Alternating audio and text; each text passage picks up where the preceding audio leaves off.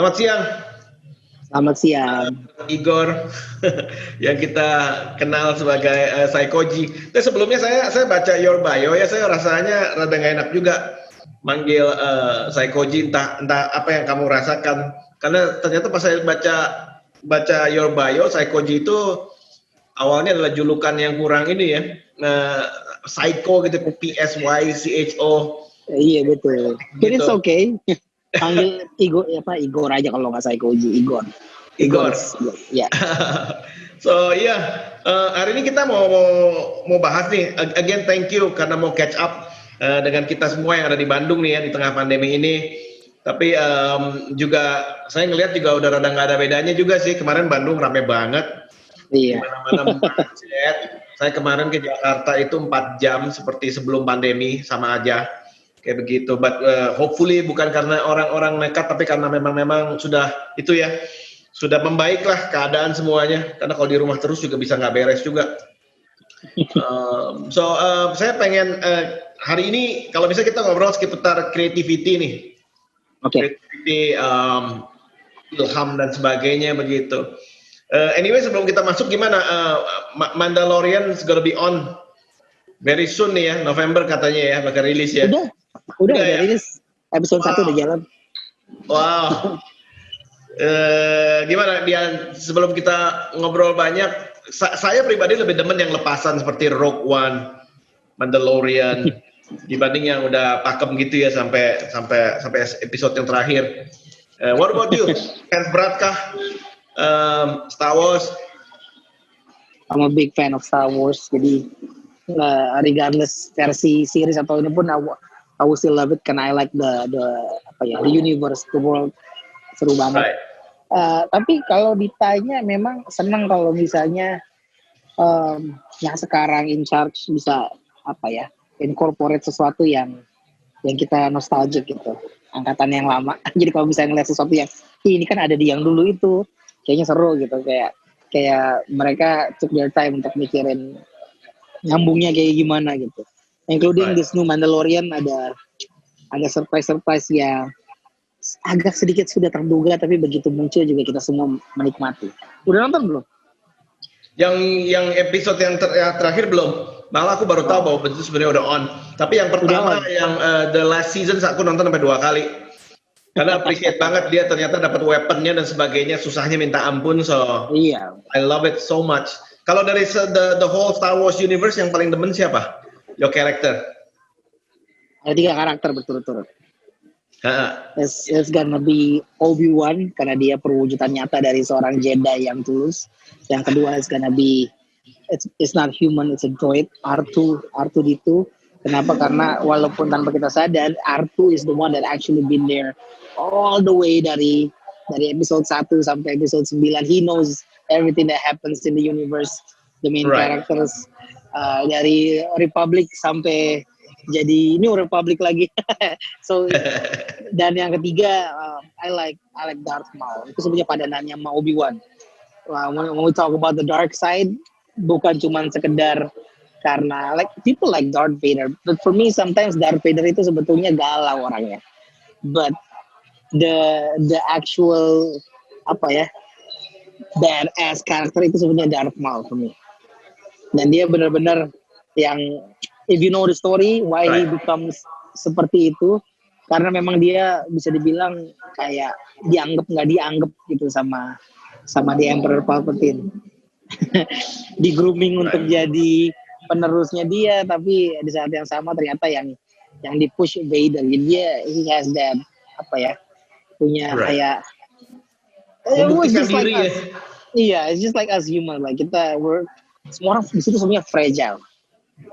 Semua orang di situ fragile, tapi benar-benar Darth Maul itu kayak bentuk, if you know the history, dia dari planet mana, bangsanya tuh seperti apa, it's interesting to see seperti apa. Dan dia sampai, because I don't just follow the film and the series, live action series, tapi also the animation.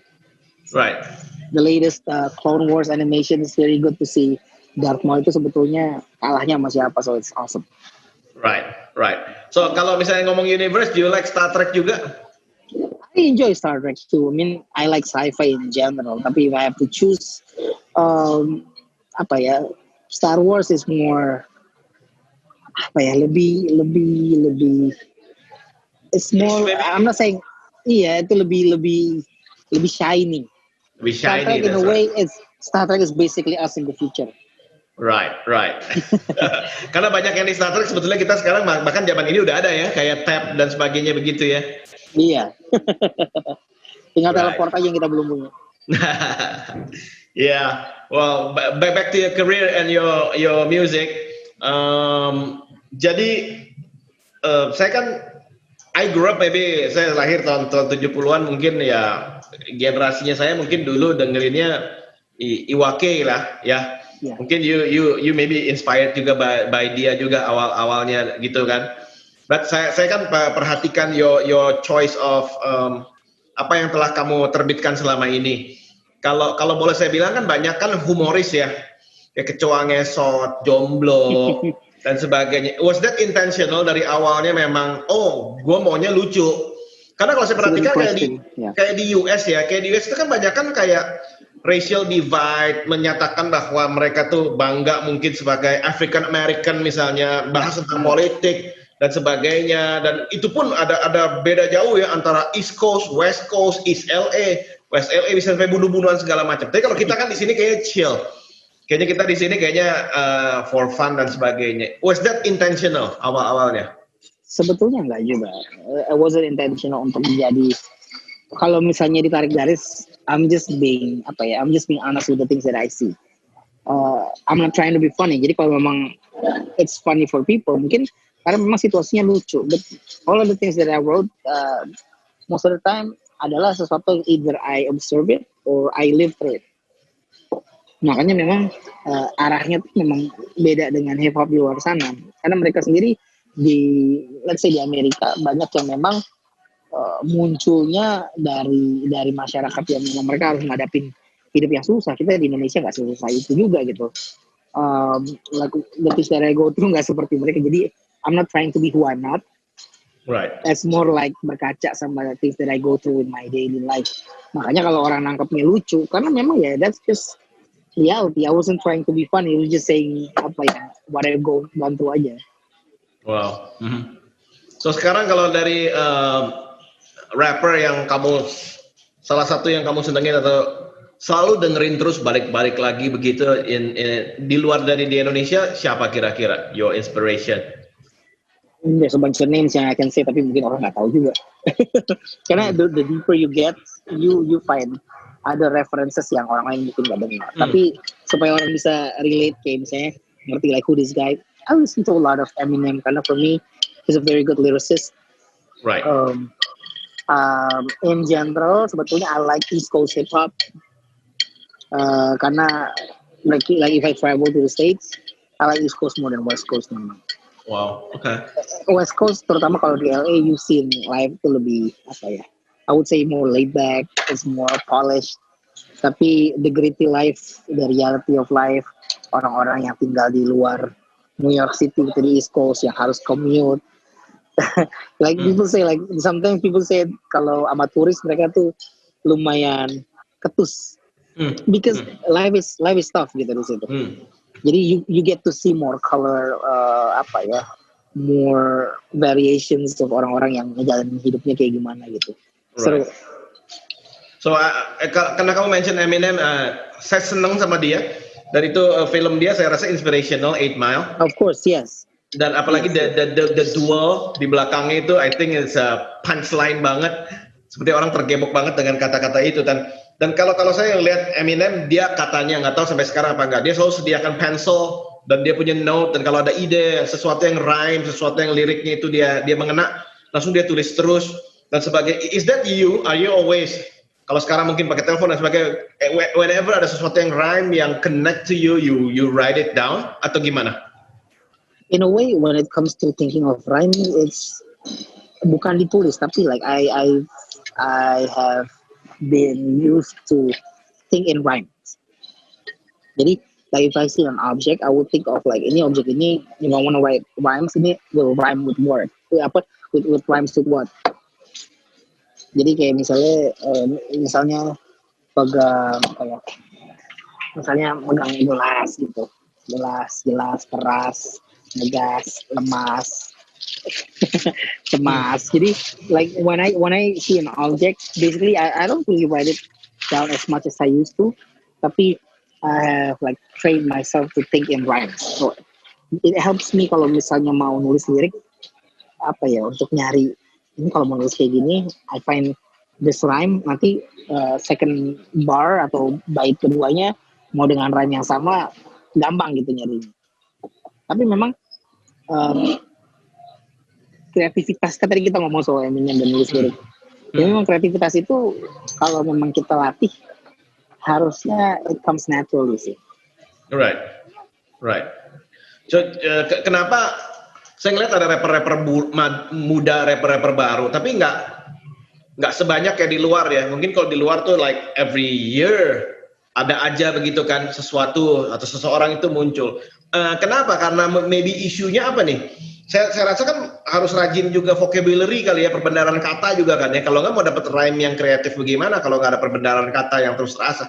Kenapa nih kira-kira what's happening di Indonesia yang menyebabkan orang itu mungkin nggak ke situ arahnya atau belum ke situ atau pernah waktu itu booming tetapi ya yang survive ya you salah satunya. Kenapa? Apa kultur atau apa? I think it's because everybody begitu nyemplung they want to perform. Nah banyak orang yang mikir on the other side there's people who needs to produce. You need people who you know have an idea of how to make a song to mix and master. Nggak semua harus jadi rapper, makanya karena di sini orang lihatnya oh kalau misalnya you wanna go into hip hop and then you wanna perform so you have to be the rapper. Kalau di luar sana everything apa ya develops tuh nggak cuma rappernya aja, tapi dari sisi beatmakernya, produsernya, orang yang ngerti mixing mastering karena nge-treat genre hip hop dengan genre yang lain of course different. It's different. Like kalau misalnya kita dengerin orang Indonesia yang mixing mastering lagu yang ada rapnya, I can hear bahwa rap itu kayak nggak dikedepankan gitu. Jadi mereka ngerasa rap itu udah rapet, udah powerful. Jadi kadang-kadang kalau dengar orang featuring sama rapper tuh mixingannya tuh kayak just below the main vocal. Kayak kita tuh pelengkap penderita. Tapi sebetulnya there's a different way to approach. Including kalau misalnya orang jadi rapper lalu dia desain sama sebuah label rekaman. It's treated the same way as if kalau misalnya musik pop desain gitu. Padahal approach-nya harusnya beda. Nah, di sini sebetulnya kalau kita ngomong soal rapper banyak. Bahkan mungkin bisa dibilang kadang-kala kebanyakan sebetulnya nggak ada yang mikirin who wants to be a producer, siapa mau mikirin konsep. Because it's not just about the ability to write rhymes, you know, put things together. Somebody needs to make the music. Somebody needs to think ini urutannya gimana. Right. Somebody needs to think how to make it supaya marketable. Nah itu that's the thing yang kita nggak punya karena bisa dibilang industri hip hopnya di sini tidak dibangun. Everybody begitu nyemplung they want to be a rapper tapi nggak ada yang mikirin you know sometimes just to become a producer pun you can actually make it, you can make money, you can develop yourself more. Tapi sementara di saat yang sama orang mikirnya hip hop everybody wants to be a rapper. Yeah. And when you say kenapa like I keep making music until today because along the way I learned that I cannot just be a rapper. I need to know how to make my own music, to produce myself, you know, to record, mix and master, and then to have the bigger concept and not just like okay I want to be a rapper lalu berharap kayak you know bisa tembus ke industri or kemana gitu. Tapi memang beyond just the rapping itself you need to really understand yang diperlukan tuh apa gitu. Tapi I think a guy with your caliber sekarang punya that freedom dong. I think sudah kalau misalnya you like it, you do it. Nggak ada orang yang bisa kayak atur terlalu banyak mungkin seperti awal-awal. Ya gitu kan, kayak it takes consistency. Up until the moment dimana orang udah tahu you deliver sesuatu dengan excellent. Like I'm blessed to be able to work with so many brands selama ini. Yeah, they ask me to make jingle atau lagu kerjasama dengan perusahaan-perusahaan gitu. It gives me an idea to think beyond my ego. Karena again hip hop rap is filled with so many confident people, tapi di saat yang sama sometimes blinded confidence becomes ego, and then it becomes apa ya, Wow. nggak bisa ngerti kayak when you create something it has to go beyond yourself. Right. Is it? I mean, it's very personal. Rap itu very personal. Kayak we want to tell about our expression, our views, but at the same time, when it becomes too egocentric, yang enjoy nanti takutnya cuma teman-teman kita atau cuma kita aja. I always tell people like, if you want to go far, you want to go long in this game, you need to understand how to make music yang bisa dinikmati sama mereka yang nggak dengerin rap. So are you saying dengan creativity juga di dalamnya harus ada sedikit, kalau saya boleh pakai kata kompromi mungkin, dengan kita punya pure idealism dan sebagainya? Is that what you're saying? It's not compromise. You don't compromise value. You don't compromise your story. But you need to learn how to present. The presentation is important. How do you tell your story? You can rap yang sound garang gitu, atau musiknya terdengar lebih keras daripada balik lagi kayak when you present it, orang bisa nikmatin nggak? Are you just trying to sound hard supaya terdengar kayak rapper-rapper yang gangster gitu di Amerika? Or you actually want to sound hard because you have story, kisah hidup yang keras memang mau diceritain. So when you say idealism itu when it goes kayak ideal just for yourself, I think that's more ego. Tapi when you say ideal, it's ideal in the sense of orang lain juga, bermanfaat buat orang lain juga. A lot of people ngomong kayak gue orangnya idealis loh. Define idealism. Ideal atau enggak buat orang bisa nikmatin. Kalau misalnya cuma buat diri sendiri, cenderung ke ego sih. Wow, that's Tapi good. then again, if you wanna say you're a good rapper, teman-teman dekat bisa clap, man, wah keren. By the end of the day, does it approach other people? Does it move other people? Does it add value ke orang lain yang dengerin? Wow. If it's only add value to yourself, I think maybe that's the problem. Maybe that's the problem. Wow. So value itu nggak boleh dikurangin kadarnya ya dari apapun yang kita kerjakan. So kamu kan evolve ya dari rap, and then saya juga melihat your filmografi juga menarik sekali ya. And one of the best movie yang ada di Indonesia saya rasa sampai sekarang itu adalah 5 cm ya. Di mana inspiring, lucu, ada bagian yang mengharukan dan sebagainya. So again, was it accidental tiba-tiba ke movie atau emang ada kesempatan dan kamu mau coba atau gimana? Actually, I started dengan film itu dari 2009. 5 cm itu 2012. Nah, sama kayak kebanyakan orang, begitu kita mulai punya nama di industri, sektor-sektor entertainment yang lain tuh juga mulai nanya, lu mau nggak nyoba film, lu mau nggak nyoba ini. So that was not my first movie.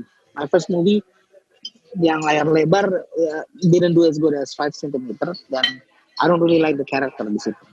Tapi when I get the script of 5 cm, I feel like in a way I don't feel like I am acting that much, karena it's mirip dengan diri sendiri gitu. And then I think that's what helps, yang bikin orang bisa enjoy film itu and my character, because in acting in theater you gotta believe what you're acting. So in a way, like I can tell that I can believe what I'm doing gitu di situ. Nggak jauh dari diri sendiri, dan I think that's what people enjoy. Kalau orang bilangnya lucu, again, we prepare for the film, kita reading itu 3 bulan. Wow. Jadi benar-benar trying to get all the chemistry dengan pemain yang lain. Try to understand like what's the joke is about. Kalau misalnya diperhatiin, nggak ada yang waktu kita syuting juga nggak semuanya langsung berasa lucu. Tapi kalau misalnya kerasa lucu, kerasa realistis, because kreativitas dan skill aja nggak cukup. You need to polish it well. Right. You need to polish it well. You need to really understand. Setelah you have all the skills and the ability, the creativity, you need to work with people. You need to understand. I think that's what I like from film ya. Bukan cuma aktornya aja yang jago. It's the set, it's the art people, it's the OP-nya yang bikin lighting-nya kelihatan bagus. It's the timing yang di set up sama sutradaranya. especially that movie kita syutingnya di alam. We actually Right. go to the Right. mountain. That's very hard to do. Mhm. Tapi puji Tuhan we have a great team waktu kita ngerjain film itu. Dan ya kamu kan awalnya bukan orang film kan, awalnya dari music, dan kemudian karena 5 cm nominasi Citra dan sebagainya, gimana? Were you shocked atau emang oh ya I did my best, I deserve it, atau gimana? How did you feel? I never put myself in a position that I will be an actor saat itu. Tapi I was surprised bahwa people can appreciate how I act and how I play my part in the movie. Yang mengejutkan adalah it's not actually just the nomination itself. It opens other opportunity for me to understand. Like if I've been doing rapping most of my life, storytelling, I also like storytelling with films. And that's why sampai saat ini, I don't just do my music. Actually, I have a production team yang I've done a couple of film scoring. Beyond just acting and beyond just rapping. So I found another platform, another medium beyond rapping to tell a story, tapi also to tell a story with film atau to tell a story with film scoring music. Right. So we gonna see a lot of new things dong ya ke depannya ya, karena kelihatannya passionate juga nih. Of course, yes. Wow, that's good. Ada pesan apa nggak nih, kan sekarang zaman pandemi gini kan tiba-tiba banyak orang yang mulai eksis, tidak eksis dan sebagainya, karena semua orang kan online, mulai dari TikTok dan sebagainya begitu. A lot of people pengen muncul, pengen tampil, pengen ditemukan dan sebagainya. Do you have tip terutama untuk yang masih muda lah, teenager, college gitu, antara passion dan kemudian juga apakah passion ini nanti bisa mencukupi kebutuhan saya? Kan pertanyaannya kan banyak orang gitu kan, apakah ini kalau tulisnya apakah betul-betul successful, I invest so many things in this, so much time, energy, money dan sebagainya. So what is your input? Karena kelihatannya the sky is the limit nih sekarang nih, begitu banyak kesempatan. Yeah, I think di tengah semua keramaian yang ada, when you say there's more opportunity, that's true. Tapi di saat yang sama, it's crowded. Right. It's crowded. It's hard to get attention of people. I think it's about finding, sebelum ditemukan orang, kita mesti menemukan diri kita dulu. You need to know who you are. You need to know. This is something that I found talking with a lot of wise people. You need to find your original message. Wow. Jadi if you are a performer, if you are a singer, if you are an actor, atau you create films atau bikin lagu, your original message can come when you have jalanin hidupnya. There is no shortcut. Right. There's no shortcut. The way I see it, like sampai setelah sekian lama I do music, is to find the original message. Like who am I? What am I? What is like a version of me, a version of my message yang nantinya bisa dibikin versi lain, versi lebih baru, atau bisa diterusin sama orang. Tapi basically you need to find who you are. Karena di tengah semua, when I started rapping, there wasn't that much reference that I get through the internet, karena internet belum kayak sekarang. Now it's at your fingertips. You can find anything, music, video, gaya nge-rap, style music, dan it's more it's very crowded now, the internet. Nah di tengah keramaian itu, if you're trying to be somebody else, it's gonna be harder untuk orang kenal kita. But if you know who you are, if you know your journey, your story, orang selalu mikir kayak sekarang omongannya begini, kayak bikin lagu, bikin video klip kayak gini, bikin TikTok, bikin sensasi biar viral. Viral sekarang akan ditutup viral besok hari. Right. Tapi konsistensi in your values and knowing your original message yang udah klop with yourself, itu akan menjadi sesuatu yang diingat orang lebih panjang. Right. Nah, gimana caranya nyari original message? Ya, you gotta live your life. You have to be able untuk melihat dari passion ini bisa dikerjain ke arah seperti apa, bisa dibikin versi apa. Jangan takut nyoba, jangan takut gagal. But at the same time, yang paling kuat mengikat adalah your values. Right. You would not go far if you don't have a set of values yang jadi pegangan. Karena tren akan datang dan pergi, and then you just gonna follow another trend. Right. I think hari-hari ini orang tahu caranya supaya cepet rame dibahas orang, either you bikin sensasi atau bikin video TikTok atau bikin channel YouTube yang wow, tapi yang make people stick with you is your values. Right. Wow, that's awesome. Dua pertanyaan terakhir. Yang pertama adalah banyak orang ngomong tentang passion. I don't know kalau passion itu ada sesuatu overrated atau underrated. I don't know. Tapi barusan kemarin saya nonton Netflix production itu kan dia ceritain tentang Blackpink punya. Maksudnya bagaimana cara mereka bisa jadi seperti sekarang inilah ya. Dan satu angkatan di satu sekolah aja itu 200 orang. Dan cuman beberapa orang yang successful mereka begitu loh. Semua orang mungkin punya passion di situ, tapi kan kedepannya kan reality hits ya. Ya banyak orang pengen seperti Igor Saikoji, tapi nggak semua orang ternyata bisa setelah invest sekian banyak. Dan banyak orang, oh no, it's not my passion di sini dan sebagainya. How do you find balance untuk orang yang begitu? Tadi kamu bilang value, oke. Tapi orang bilang, gue yakin banget bahwa ini bisa jadi nafkah gue. Gue yakin banget lewat passion gue, lewat value gue, lewat konsistensi gue yakin ini bisa memenuhi. How do you find balance untuk teman-teman yang baru pengen begitu? I would say how much you love what you do. If you really love what you do, bukan cuma sekedar di notice sama orang. Right. You will dig deep in it. Like for me, when it comes to rapping, I will dig deep. How can I make the music? How can I understand the history of this genre? Jadi bukan cuma numpang lewat kayak, oh yang rame jadi rapper. Semua orang nyemplung jadi rapper, tapi you don't know the story behind it. You don't know the history of people yang berusaha supaya jadi rapper seperti apa. You don't know how it started. Nah, kemungkinan besar maybe belum bisa jadi passion. Karena for me, like the way I seen it, there's so many definition of passion yang bisa kita cari di internet. Tapi the way I found it, passion is when there is no audience. When you don't know you're gonna make money or not. When you don't know you're gonna get applause or not.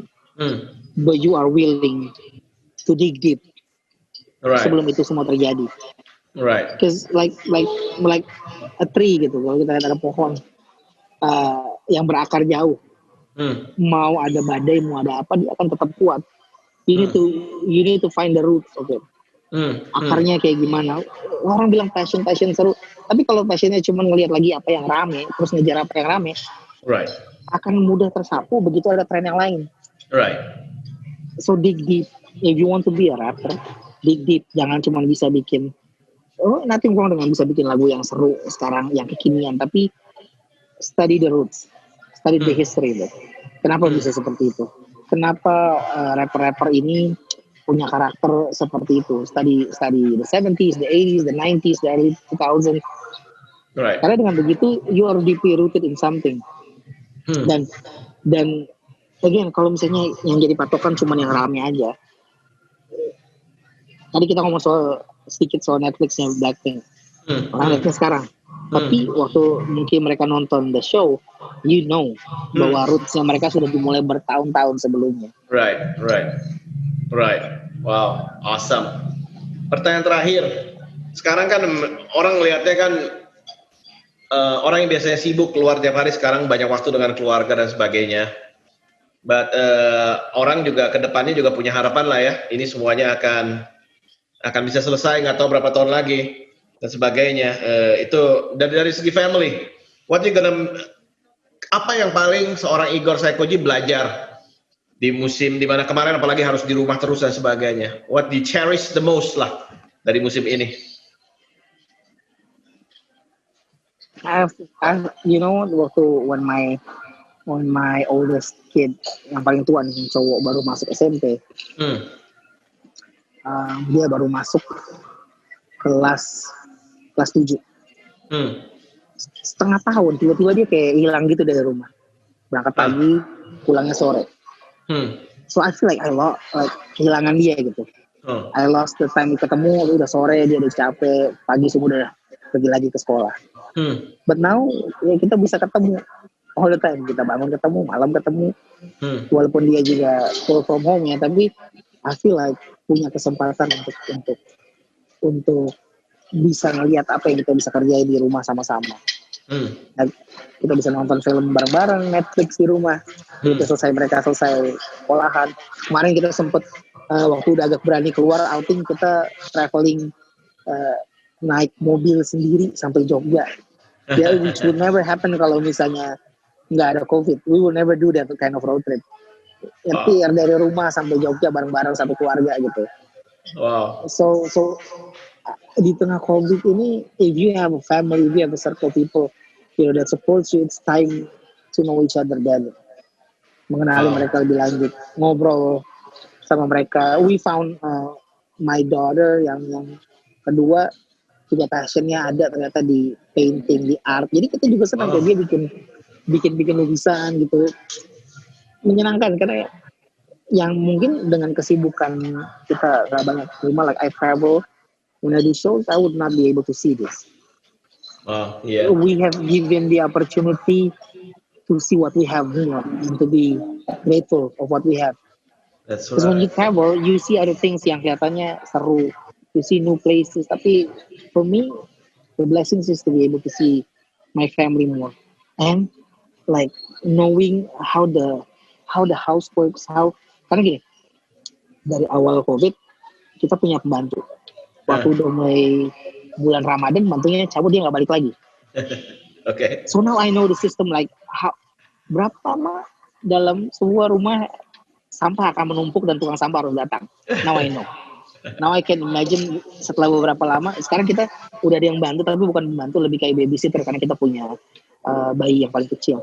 Tapi the simple household things yang lain kita bisa kerjain sendiri. Jadi kita tahu nih, like sebelumnya kita biasa belanja kayak santai aja gitu, belanja seharian, pas lagi mau habis baru belanja. Now we started planning dan kita belanja di tempat yang grosir. Now we know di mana bisa dapat barang lebih murah. Jadi belanja nggak usah sering-sering, tapi kita bisa langsung beli in bulk. All the kind of things yang will not happen, I would not consider more tanpa COVID ini terjadi. Right. Along with financial issues, kita jadi tahu, bisa mengukur dalam sebulan how much we actually spend. Have we been spending too much selama ini tanpa kita sadar, dan waktu pemasukan nggak masuk seperti biasanya, baru mulai mikir. Dan it actually help us to see more, memberikan pemahaman juga ke anak-anak. So now I know what to tell to my son for his own future gitu. Wow. Kadang-kadang kita hidupnya under so many kayak tanpa sadar kita hidup di bawah grace aja gitu. Ada kerjaan, ada job, tiba-tiba waktu ada COVID kita mesti mulai mikir pemasukan kayak gimana. I would not know how to teach my son lebih lanjut if I don't go through all these things. Karena my father did not leave me with that kind of knowledge. Now I know. Wow, iya. Value and value that's yang saya dengar dari kamu dari tadi. Even in the midst of COVID, you learn the values. Maybe ada kedepannya lagu-lagu dari musim ini selain dari yang kemarin rebahan. Mungkin ada beberapa hal yang lain ya yang bisa. I do. I just released a new single bareng sama UAK dan penyanyi reggae Ras Muhammad. It's called Side Hustle. You should check it out. Will do. Wow, Igor, thank you so much for your time ya. Really appreciate banget kita bisa ngobrol bareng-bareng dan saya berdoa bisa jadi inspirasi juga buat banyak orang. Well, enjoy IKEA time. I have a question. Sure. Can you show me that lightsaber behind you?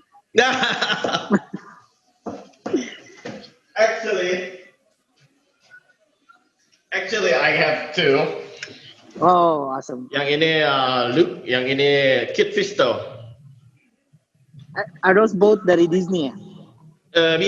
Iya, Mattel. Dua-duanya dari Mattel. Tapi it's the big ones yang bukan yang bikin di Disneyland ya, bukan? Bukan. Ini ada ujungnya tadinya kan. Jadi kalau sekarang cuma bunyinya cuma gitu doang. Kalau nggak dipasangin dia punya neon. Oh, okay. Gitu. But I like this one the best, Kit Fisto. Why Kit Fisto? Kit Fisto dia tuh sacrifice himself waktu ya bertempur dengan sangat hebatnya begitulah ya. Dan saya melihat dia jarang diiniin, tapi kalau kita melihat cerita sempalannya dia sebetulnya very faithful disciple, very faithful knight begitulah ya, baru jadi knight tapi ya begitu. Dan saya melihat dia punya lightsaber sangat simple sekali. So Awesome. I like it. Very cool, very cool. Thank you for your Mungkin time. kapan-kapan, Ya, mungkin kita kapan-kapan harus ketemu we ya. should meet up and talk more about Star Yeah. Wars. There's so many values yang menarik yang sebenarnya bisa dibahas dari Star I Wars. believe so. Kita punya hero yang sama ternyata Obi-Wan. I like Obi-Wan. I like Karena- Obi-Wan because dia bertahan dengan dutinya. Dia jatuh cinta sama seseorang, tapi at the same time he knows Right. ada duty yang lebih harus didahulukan dibanding perasaannya sendiri. Dan bisa ngintip-ngintip orang di Tatooine for so many years. I think that's dedication beyond organization. Thank you so much. Awesome. Hopefully bisa Thank you ketemu very ya much. dalam situasi Yeah. yang jauh lebih sehat, lebih baik. God Thank you bless. so much. God bless. Thank you so much. Bye.